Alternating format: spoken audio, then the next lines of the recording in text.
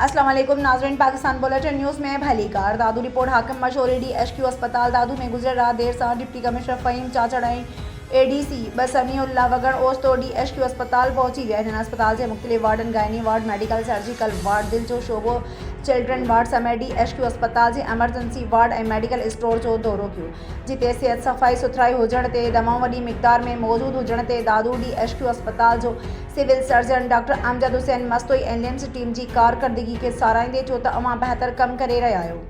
DC दादू के MS अस्पताल में डॉक्टरनि जी खोट ऐं बिजली बाबति ब्रीफिंग ॾिनी।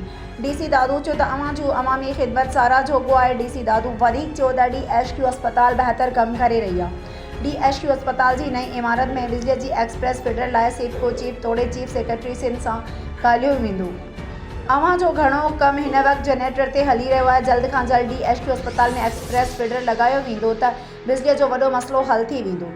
जल्द दादू ज़िले समेत ॿियनि ज़िलनि जी अवाम खे DHQ अस्पताल सिहत जूं बहितर सहूलियतूं मिलंदियूं। ज़िले इंतज़ामिया DHQ अस्पताल जे सिविल सर्जन कोशिश खे साराहे थी। उमीद आहे त DHQ अस्पताल सिविल सर्जन अमजद मस्तोई जी अॻवानी में अञा बहितर कमु कंदी।